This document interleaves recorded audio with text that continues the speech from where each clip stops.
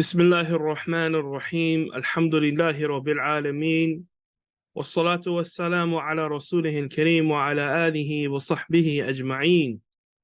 اللهم لا علم لنا إلا ما علمتنا إنك أنت العليم الحكيم. اللهم علمنا ما ينفعنا وانفعنا بما علمتنا وزدنا علما. اللهم إننا نعوذ بك بالعلم لا ينفع ومن قلب لا يخشع ومن نفس لا تشبع ومن دعوة لا يستجاب لها. أما بعد، السلام عليكم ورحمة الله وبركاته. حياكم الله وبياكم. مرحبا مرحبا بوصية رسول الله صلى الله عليه وسلم. Welcome, my brothers and sisters. May Allah bless you all to our first gathering in reading and reviewing the hadith of our beloved messenger, Prophet Muhammad sallallahu alaihi wasallam, from the Sahih of the great Imam al-Bukhari, rahimahullah ta'ala. And in this first class, inshallah ta'ala, we will review together some important information as it relates to the compiler of this work, as well as about his book. And when it comes to the biography of the great Imam al-Bukhari, may Allah have mercy on him, we should understand that in reality, to give it its true justice, give it its full right, it requires a series of lectures. However, because of the lack of time, we would like to go over some of his biography. As the scholars, they mention, مَا لَا يُدْرَكْ كُلُّهُ لَا يُتْرَكْ جُلُّهُ. If you can't do all of it, then at least do some of it, or most of it, or what you can. Now, and as the Prophet sallallahu alaihi wasallam, he said, سَدِّدُوا وَقَارِبُوا. So Bismillah, the information that we'll mention in this class, inshallah ta'ala, will serve as a summary of this great Imam, as well as his work, that which is known as Sahih Bukhari, and it will be on the exam bi'idhnihi ta'ala. The first thing we should know about the great Imam al-Bukhari, is his name and his kunya. His kunya meaning Abu Fulan. When you say someone is Abu Abdullah, for example, or Abu Awzaa'ee, meaning the father of so-and-so. And the kunya of this great Imam is Abu Abdullah. Abu Abdullah. His name was Muhammad, the son of Ismail, the son of Ibrahim, the son of Al-Mughirah, the son of Bardizbah, Al-Ju'fi, Al-Bukhari. And he was born in a town at that time which was known as Bukhara. Bukhara. And this is where he gets his nisbah, his ascription, al-Bukhari, from. As in the Arabic language, whenever someone was born in a certain place, then they're ascribed to that place. For example, if a person was born in America, then they're referred to as al-Amriki, nisbatan, ascribing that person to their birthplace. And Bukhara is in modern day what is known today as Uzbekistan. Imam Bukhari, rahimahullah ta'ala, he was born in the year 194 years after Hijrah. 194 years after Hijrah, which is equated to 809 years CE. And Imam Bukhari, rahimahullah ta'ala, died in the year 256 years after Hijrah. 256 years after Hijrah, which equates to 869 years CE.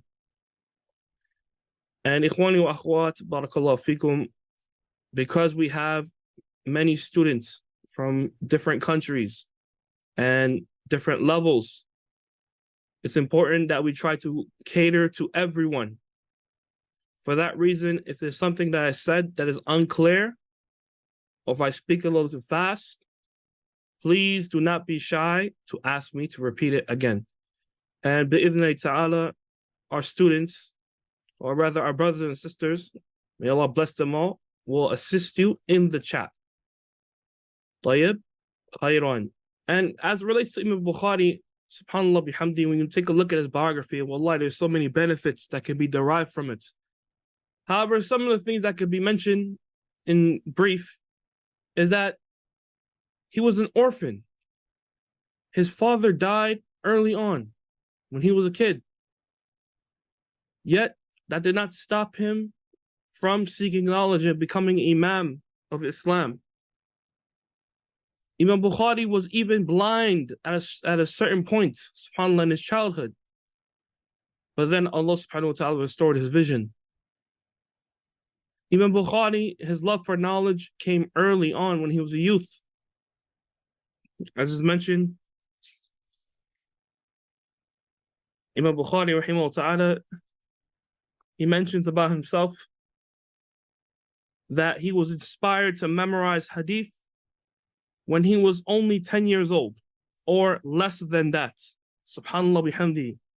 Look how young he was, and he was inspired to seek hadith and learn hadith. 10 years old.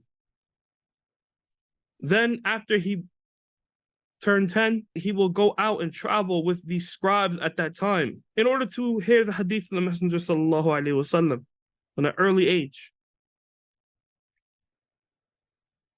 And he mentioned about himself that when he was 16 years old, he memorized the books of Ibn al-Mubarak. And of course, he memorized the Quran early on as well. And then when he turned 16, he had already memorized the books of Ibn al-Mubarak and Waqi', yani great imams from the Salaf of the Ummah and their hadith compilations. He grew up in the land of Bukhara, and then he would travel, going to Mecca and going to Medina and going to Baghdad and Basra and Kufa, 2 cities in that area, and traveling to even Misr, Egypt, and Ash-Sham, the Levantine, and Wasit, and different places even Bukhari traveled to seek hadith of the Messenger sallallahu alaihi wasallam. And during his travels, subhanAllah, he gathered many ahadith. As for what some of the scholars have said about Imam Bukhari rahimahullah ta'ala and his knowledge of hadith, then we have the statement of Amr ibn Ali al-Fallas. May Allah have mercy on him. And he said about Imam Bukhari, حديث لا يعرفه محمد ibn Ismail ليس بحديث. Allahu Akbar. But a hadith in which Muhammad ibn Ismail, yani Imam Bukhari, was not aware of, then it's not considered to be a hadith. Subhanallah bihamdi. Showing the vast knowledge of Imam Bukhari rahimahullah ta'ala, and that he was an encyclopedia. May Allah have mercy on him. And this shows us as well that not only did Imam Bukhari have knowledge of that which was authentic, rather Allah subhanahu wa ta'ala granted him insight and knowledge of that which was unauthentic. And he was able to distinguish between them very easily. Now, also we have the statement of Qutaybah bin Sa'id, may Allah have mercy on him, where he said, جالست الفقهاء والزهاد والعباد, that I sat with the fuqaha of his time and the aesthetics, the zuhad of his time, and the ubbad, those who were engaged in ibadah during his time. And he said, فَمَا رَأَيْتُ مُنْذُ عَقَلْتُ مِثْلَ مُحَمَّدِ بْنِ إسماعيل. Allah Akbar, rahimahumullah. I have not seen anyone like Imam Bukhari. May Allah have mercy on him. وَهُوَ فِي زَمَانِهِ كَعُمَرَ فِي الصَّحَابَةِ رَضِيَ اللَّهُ عَنْهُ. And Imam Bukhari, rahimahullah ta'ala, in his time was like that of Umar bin Khattab among the Sahaba, radiyallahu anhum. Subhanallah bihamdi. And ikhwani akhawat, there's much to be said about Imam Bukhari. May Allah have mercy on him. And what the people of knowledge have said about him. May Allah have mercy on him. And the fitna and mihna, the trial in which he went through during his time, just to preserve the hadith of the Messenger ﷺ as was. However, due to the lack of time, we're unable to go over it. For that reason, I would like to now mention some benefits as it relates to one of his works, as Imam Bukhari had many works in hadith, but the most authentic and the most famous work that all Muslims are aware of is that which is known as Sahih Bukhari. And this work, Ikhwani Akhawat, is the most authentic book on earth after the Quran. Naam. And the actual name of this work, although we refer to it as Sahih Bukhari, it actually has a longer title. And the name of it is Al-Jami'u Al-Musnadu Al-Sahih Al-Jami'u Al-Musnadu Al-Sahih Al-Mukhtasaru min umuri Rasulillahi sallallahu alayhi wa sallam wa sunanihi wa ayyamihi. This is a title that everyone should memorize. This is one of the names of the actual work, Sahih Bukhari. Another wording found and mentioned by the people of knowledge is Al-Jami'u Sahih Al-Musnad. So the first one is Al-Jami'u Al-Musnadu Al-Sahih. The second wording is Al-Jami'u Sahih Al-Musnad min hadithi Rasulillahi sallallahu alayhi wa sallam wa sunanihi wa ayyamihi. These are two different names as it relates to the Sahih of Imam Bukhari. And it comprises of 97 books.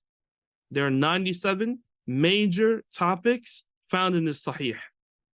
And there are 3,931 chapters therein. There are 3,931 chapters therein. How many ahadith are collected within the Sahih, you may ask yourself? Scholars have enumerated or tried their best to enumerate it, and they differ as to what is the final number. However, we'll mention one opinion. That is what has been mentioned by Ibn al-Salah, as well as his student, Imam al-Nawawi, rahimahumullah ta'ala. And they counted the hadith of Imam Bukhari, along with its repetitions, the different chains and everything. And they said that it totaled 7,275 narrations. They said that the amount of hadith, along with its repetitions, it totaled 7,275 narrations, hadith. If you were to erase those repeated narrations, then scholars have mentioned that it totals 4,000. 4,000 hadith. And there are other opinions as I mentioned before, but we'll suffice with this for now. Imam Bukhari, rahimahullah ta'ala, he spent 16 years in searching and collecting and scrutinizing and compiling this great work, which is known as Sahih Bukhari. And he said about his work that I compiled the Sahih over the span of 16 years. وَجَعَلْتُهُ حُجَّةً فِي مَا بَيْنِي وَبَيْنَ اللَّهِ تَعَالَى. And I made it as an evidence in that which is between me and Allah Almighty. Yani, that is something that He'll present to Allah, and it'll be a reason of obtaining His mercy, which will then enter him into Jannah. May Allah have mercy on Imam Bukhari, and may Allah accept this effort, this tremendous effort. Why did Imam Bukhari collect this work? There are a few reasons mentioned by the people of knowledge as to why Imam Bukhari decided to compile the Sahih. We'll mention 3 reasons. The first reason is that Imam Bukhari saw that the works that were already compiled in hadith that were available during his time, they contained a hadith that were both authentic and weak. So Allah subhanahu wa ta'ala inspired him to gather a work containing only authentic hadith. Allah subhanahu wa ta'ala inspired within him to collect works that were only authentic, free of weak ahadith or disputed over ahadith. The second reason is that one time he heard in a class from one of his mashayikh, Ishaq ibn Rahuya, may Allah have mercy on him, in which he said to his students, لو جمعتم كتابا مختصرا لسنن النبي صلى الله عليه وسلم. If you only would compile a book of only authentic narrations of the Prophet sallallahu alaihi wasallam. Yani he encouraged his students to research and gather ahadith, yani a few ahadith, مختصرا, a summary of ahadith related to the Prophet Muhammad sallallahu alaihi wasallam, encouraging his students to do this. So once Imam Bukhari heard this from his sheikh, he mentioned فَوَقَعَ ذَلِكَ فِي قَلْبِي, that this suggestion remained in my heart. فَأَخَذْتُ فِي جَمْعِ هَذَا الْكِتَابِ, so I began compiling the Sahih. Now, as a result of a suggestion from his sheikh. The third reason, and perhaps it's one of the greatest reasons,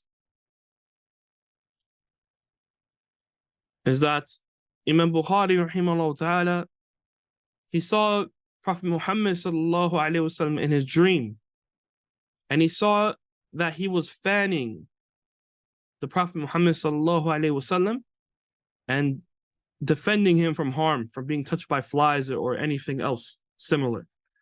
So when he went to the people of knowledge to interpret this dream, they said to him, the dream meant that you are defending him against lies being attributed to Prophet Muhammad sallallahu alaihi wasallam. And then Imam Bukhari, he said that this is what motivated me in producing the compilation. Subhanallah. Subhanallah bihamdi. Now, so those are three reasons as to why Imam Bukhari decided to compile this Sahih. Before Imam Bukhari, ikhwan and akhawat, the books of hadith that were available at that time were compiled based off of one of four topics. There are books that were based on one of four topics. The first being, and this is mentioned by Ad-Dihlawi, may Allah have mercy on him. The first were hadith books related to the sunnah, yani fiqh. Back then, during those times, the sunnah had different meanings. Among them is aqidah, and among them was fiqh. So you had books that compiled the hadith of the Prophet ﷺ, and it were referred to sunnah. However, what's intended is the topic of fiqh. An example of that is the Muwatta of Imam Malik rahimahullah ta'ala. Imam Malik ibn Anas, the great Imam of Dar al-Hijrah, his Muwatta is a hadith book. However, it focuses on fiqh, the topic of fiqh only. Another topic we would find at that time are hadith books that focus mainly on tafsir, like Ibn Jurayj, his compilation. May Allah have mercy on him. Also, you found hadith books that focused only on seerah and maghazi, yani seerah of the Prophet ﷺ and the expeditions during the life of Prophet Muhammad ﷺ, like the great book compiled by Muhammad ibn Ishaq in seerah. Or you would find books only on the topic of az-zuhd wal-riqaq, yani aestheticism, heart softeners, وهكذا, like the book of Zuhd by Imam Abdullah ibn Mubarak, rahimahumullah. Imam Bukhari was inspired to gather a more broader compilation that covered many more topics. And this is the reason why we mentioned, what is the name of the Sahih, ikhwan and akhwat, who can remind me? What's the first word in the actual title? Al-Jami'. Ahsant. Ahsantum. MashaAllah. Mutabi'un. Everyone's following. Allahumma barak. Now, the first word in the Sahih is referred to as Al-Jami'. And Al-Jami', a book of hadith, cannot be called a Jami' unless it follows certain conditions. Okay? And among those conditions is that it must contain 8 topics. It must contain 8 topics. As mentioned by one of our Mashaykh, Muhammad ibn Ali bin Adam at Ethiopia, may Allah have mercy on him, the great hadith scholar of Mecca from Ethiopia, my former neighbor and Sheikh, and someone who I benefited from tremendously. May Allah have mercy on him. He passed away in 1442 years after Hijrah. It's about 3 years ago. He mentioned in 2 lines of poetry that al-jami'u alladhi hawa manaqiba wa siran wa fitanan wa adaba tafsiran al-riqaqa wal-aqa'ida wa thaminu al-ahkamu khudh nilta al-huda. That the jami', a book is not classified as a jami' unless it contains 8 topics. So previously you had books of sunnah, only on sunnah, yani fiqh, only on tafsir, only on seerah, only on zuhud. However, al-jami' contains all 8 of the following topics we're going to mention right now. The first being manaqiban, yani virtues and merits of Prophet Muhammad sallallahu alaihi wasallam, of the Sahaba radiyallahu anhum. The second being as-seerah, it has to contain narrations related to the seerah and maghazi, the expeditions. The third being fitanan, yani the sign of the end times, a hadith related to fitna. The fourth being wa adaba, yani manners and etiquettes. There has to be a hadith related to al-adab, yani the etiquettes, the manners, al-birr wa sila, for example, piety and enjoying the ties of kinship. The fifth being tafsir al-Quran. The sixth being al-riqaq or al-raqa'iq, heart softeners. Heart softeners. Wal-aqa'id is the seventh, yani a hadith related to belief. And the last being al-ahkam. It must contain rulings related to ahkam. يعني أحكام الصلاة، أحكام الزكاة، الطهارة، الحج، المعاملات، وهكذا. طيب, نعم. So this is a brief summary, إخواني وأخوات, once again, of the Sahih as well as the great Imam Bukhari. As for our course, بإذن ta'ala, then we have a specific method in how we will cover the ahadith collected in this compilation. One, we're covering only 96 or 97 ahadith of the Messenger sallallahu alaihi wasallam collected in Sahih Bukhari. Now, this includes both the chapter heading, chapter title, as well as what has been relayed therein, whether it be an ayah, a verse, or ayat, verses, and statements of the Salaf, as well as the first hadith. Now, when you open up Sahih Bukhari, the actual Sahih, you'll notice that it has something called asanid, chains of narration, men, the names of men. We will read those names, however, we will not go over explaining who each of them are. Because if we were to do that, ikhwan and akhawat, then very few will be able to benefit, as this is the science that requires 1, knowledge of the Arabic language, and 2, knowledge of mustalah hadith and ilm al-rijal, which are 2 sciences in the science of hadith. For that reason, we'll skip over explaining who they are, etc. And it suffices you to know that every one of them are authentic. Every one of those men we're going to mention in the hadith, they are considered to be thiqah, trustworthy. Now, what we will do is analyze the book placements. For example, it says the Book of Revelation. Why did Imam Bukhari begin with this, for example? What is his relationship with the book that comes after it? Now, as well as the chapter titles found therein, and the wisdom behind that. As is mentioned, Fiqh al-Bukhari fi tarajimihi, that the fiqh, the understanding of Imam Bukhari, is found in his chapter headings. Subhanallah bihamdi. The fiqh of Imam Bukhari is found in his chapter titles. Now, and from his chapter title, you're able to understand the intent of the hadith that he narrates underneath. However, there are many instances, or a few instances, where it's extremely difficult for a person, for the ulama, scholars of the past, to correlate and find the munasabah, the correlation between the chapter heading and the hadith. طيب? For that reason, they say, fiqh al-Bukhari fi tarajimihi, yani the fiqh and the knowledge and the dhakat, the intelligence of Imam Bukhari is in his chapter headings. As sometimes the hadith, to the naked blind eye, the untrained eye, in hadith, there's no connection between the chapter heading and the hadith. However, to the ulama and the wise and those who Allah subhanahu wa ta'ala has granted knowledge and wisdom, they see, subhanAllah, the connection between them. So we'll go over some of that as well. And as mentioned by Imam Bukhari, yani some of his chapter headings are the most difficult to understand. Now, as for the easiest among the 6 Imams of Hadith, the easiest and most straightforward chapter headings was by Imam at-Tirmidhi, Abu Isa at-Tirmidhi. May Allah have mercy on him. And then after that was Imam Abu Dawood. And then after that was Imam Nasa'i, yani Imam Nasa'i's chapter headings. And Nasa'i, of course, was from the students of Bukhari. So he benefited from Bukhari and he decided to make his chapter headings a bit more difficult as well, following his sheikh.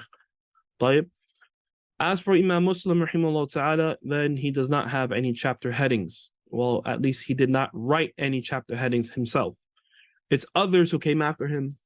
As mentioned, that Imam Nawawi, rahimahullah ta'ala, is the one who placed it there.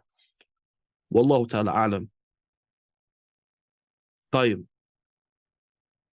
The reason why we'll go over these chapter headings is because Imam Bukhari himself, rahimahullah ta'ala, showed great importance to not only the selection of the hadith, but also with writing the chapter headings.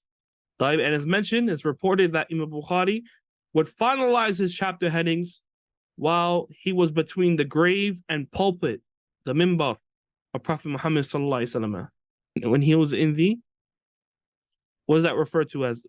What do we know that place as today? As being between the grave and the pulpit of Prophet Muhammad sallallahu alaihi wasallam? Rawdah, Allahu Akbar. He was in Jannah. Allahu Akbar. So he was in Jannah when he was writing those chapter headings. After writing down these chapter headings, he would pray 2 rak'ah. Just as he would do so when he selected hadith and placed it in his sahih, he would pray 2 rak'ah. Likewise, he would pray 2 rak'ah after writing down the chapter headings. So for that reason, we'll go over it. Scholars have written books solely on the chapter headings. Okay, and its correlation to the hadith. Examples of this is a book called Munasabatu Tarajim al-Bukhari by Badruddin ibn Jama'ah. Also, there's a book called Sharh Tarajim al-Abwab al-Sahih al-Bukhari by Ash-Shah al-Dihlawi. And perhaps one of the more comprehensive and best works on this topic is entitled Lubb al-Lubab fi al-Tarajim wal-Abwab. Lubb al-Lubab fi al-Tarajim wal-Abwab by the great scholar Abdul Haq al-Hashimi, who passed away, and his son is more famously known today, Sheikh Abdul Wakil, our Sheikh here in Mecca, al-Musnid. May Allah preserve him and have mercy on his father. These are some of the works written solely on the chapter headings, chapter titles. SubhanAllah, if this was the importance given to the chapter titles, then what do you think is the effort put forth by the people of the past and even today as it relates to the ahadith of Sahih Bukhari? Now, if you take a look at the screen, here you see a collection of books. Sah. This photo is a photo of a library in Riyadh in Suwaidi known as Ibn al-Qayyim Library. And this section right here are only explanations of Sahih Bukhari. Every book you see here is an explanation of Sahih al-Bukhari. And this does not amount to all of the explanations, as there are many more, subhanAllah bihamdi. But this is what's found in this particular library. Allahu Akbar. So look at the effort the great scholars of Islam gave in explaining the hadith found in Sahih Bukhari. And that is because, once again, it is the most authentic book on earth after the Quran. Subhanallah bihamdi. Naam. Scholars spent their entire lives servicing it. Naam. And even reading it. As mentioned, that Al-Khatib al-Baghdadi, the great hadith scholar, may Allah have mercy on him, he read Sahih Bukhari, right? How many hadith we said is contained within Sahih Bukhari? How many ahadith? With its repetitions, over 7,000. Now, without repetitions, how much? 4,000. Sah? Al-Khatib al-Baghdadi read the entire Sahih in only 3 sittings. In 3 sittings. And another instance is mentioned how he read it in 5 sittings. Subhanallah bihamdi. And not only Khatib al-Baghdadi, but others read Sahih Bukhari more than once. This is a question for everyone. What is the most amount of times do you think Sahih Bukhari was read by one person? 10 times. MashaAllah. Someone said 60. Allahumma barik. 12. It is reported by Ibn Bashkuwal in his book entitled As-Sila that Abu Bakr bin Atiyah read Sahih Bukhari 700 times. 700 times in his life. Subhanallah bihamdi. How many times have we read Sahih Bukhari from the beginning to end? Ask ourselves that, ikhwan and akhawat. Let us reflect and compare ourselves to the people who came before us. Yes, it's difficult, but we should try our best. If we're committed and we have the intention, sincere intention, and diligence, we should try to read this great book. If it's the most authentic book after the Quran, why do we not read it? طيب. And this is one of the intents of this course, ikhwani and akhawat, for those who have never read Sahih Bukhari before, to at least get a portion of it, just a taste of this great compilation by the Imam. At the very least, we should read some ahadith contained within Sahih Bukhari. And this compilation we see here, which is referred to as Al-Awzaa'ee al-Sawma'iyya, it gathers the first hadith in every chapter. So that if you were to read it from beginning to end, alhamdulillah, you've read the first hadith in every chapter in the Sahih. And this method of compilation has some precedence. There were books before this that were similar to it, but different. Yani you had books that gathered the first hadith, but in different compilations. Like, for example, the first hadith in Sahih Bukhari, the first hadith in Sahih Muslim, the first hadith in Sunan Abi Dawud, the first hadith in Jami' Tirmidhi, وهكذا, and other books as well. And they compile it in one book so that they can read it to the mashayikh, to the scholars, in one sitting. طيب? Among the books like this was Al-Arba'un al-Ajluniyya, as well as Al-Awa'il al-Sumbuliyya. The first to make this type of compilation was a scholar named Al-Hafidh ibn Daybagh al-Shaybani al-Zabidi, who was the first to do this. However, the book that we're going to read and benefit from is the first of its kind. Those works were the first hadith in different books. This work right here we have in front of us is the first hadith in one book from every chapter. طيب? And it was collected by one of our mashayikh here in Mecca, Sheikh Abu Hammam Muhammad ibn Ali al-Sawma'i al-Baydani, who is a great hadith scholar, Yemeni scholar, and researcher here in Mecca. He was a student of Sheikh Muqbil in Yemen. I spent a period of time with him over there, as well as when he came to Mecca, he benefited and learned from our Sheikh Muhammad ibn Ali bin Adam al-Ethiopi, rahimahullah, and other scholars that were present here in Mecca as well. And he has provided a tremendous service to hadith books and hadith works in the Arabic language. May Allah subhanahu wa ta'ala accept it from him. In this book, he gathers the first hadith in every book contained in Sahih Bukhari.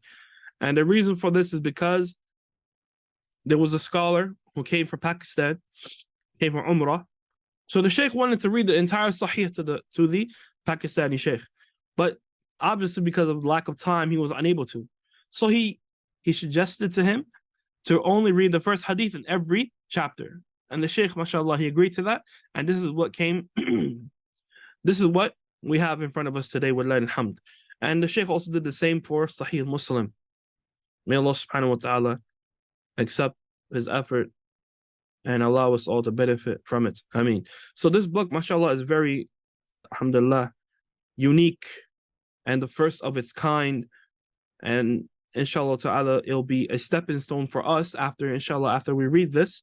Perhaps it will encourage us to have a daily connection with Bukhari until we're able to finish it on a regular basis, just as it is hoped that we finish the Quran, right? The Quran, it should be finished every month at the very least. Now, maybe a month and a half, 2 months, based on your schedule. But the ideal time to finish the Quran, from beginning to end in terms of reading, should be once a month. Likewise, we should hope with Sahih Bukhari, we finish it at least once a year. After this course, bi'idhni ta'ala, may Allah grant us all high ambitions. May Allah subhanahu wa ta'ala fill our time with barakah. May Allah subhanahu wa ta'ala fill our time with ta'at, acts of obedience, and allow us to benefit from this knowledge. Allahumma ameen. That is a little bit about the Sahih of Imam Bukhari, ikhwani wa akhawat. Barakallahu fikum. It serves as an introduction. Yani information you need to know about Sahih Bukhari, that you should be aware of, being that you are a Muslim. And there's much more to be said about the Sahih and the Imam. However, we'll suffice with that. Someone asked here, what is the difference between Sahih Bukhari and Sahih Muslim? Now, scholars have mentioned that as it relates to Sahih Bukhari and Sahih Muslim, of course, after Sahih Bukhari, Sahih Muslim is the next most authentic book. And Imam Muslim was the student of Imam Bukhari. So there are a lot of similarities as well as differences between the two compilations. Among the differences is that Imam Muslim, his placement of ahadith, you find that all the ahadith on a particular topic are in one place. As opposed to Imam Bukhari, where that is not the case. Okay? And every time Imam Bukhari, rahimahullah ta'ala, narrates hadith, and he repeats it later on in his Sahih, you'll see that it will have a different wording. The ahadith are scattered with different wordings. For this reason, you find some scholars, they prefer teaching Sahih Muslim over Sahih Bukhari for the first time, because it's easier to follow along. As mentioned, تنازع قوم في البخاري ومسلم لدي وقالوا أي ذين تقدموا فقلت لقد فاق البخاري صحة كما فاق في حسن الصناعة مسلم. The famous statement of Ibn Daybagh al-Hafiz, يعني Abdurrahman ibn Daybagh al-Hafiz rahimahullah ta'ala, in which he summarized and he said that the scholars of the past, they differed as it relates to Bukhari and Muslim. Which of the two do you prefer? Do you give preference to? So he responded by saying that Imam Bukhari, in terms of authenticity, then that's the best, without a doubt. That's the best in terms of authenticity. However, as it relates to the organization, as well as the wording found in the Hadith of Muslim, then it's considered to be better than Bukhari from that aspect. And there are many other differences, ikhwani akhawat. However, we'll suffice with that. Barakallahu fikum. And today's class is going to be shorter than usual, as is from the Sunnah, the method, the teachings of our Mashaykh. May Allah preserve them all and have mercy on those who passed away. That whenever they start a new book or teach a new class, the first class is always shorter. Is always shorter in length and timing. The reason for that, yani, they follow the action of Prophet Muhammad sallallahu alaihi wasallam when it comes to when he would perform tahajjud. When he would perform in tahajjud, when he wake up for the night prayers, the first 2 rakat that he will pray would be rakatan khafifatan, would be 2 short, light prayers. units of prayer.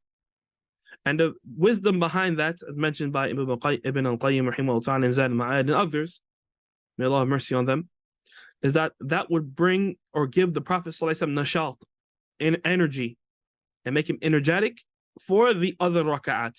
And he will start off with 2 light raka'at, then it would energize him, wake him up for the other raka'at. Likewise, subhanAllah, scholars apply that to Islamic classes. The first class is short, easy, enjoyable, summarized so as to encourage the students in attending the rest of the classes. بإذن تعالى. طيب. فنكتفي بهذا القدر. Inshallah, we'll see everyone in the next class. هذا وصلى الله وسلم على نبينا محمد وعلى آله وصحبه أجمعين. سبحانك اللهم وبحمدك أشهد أن لا إله إلا أنت أستغفرك وأتوب إليك. والسلام عليكم ورحمة الله وبركاته.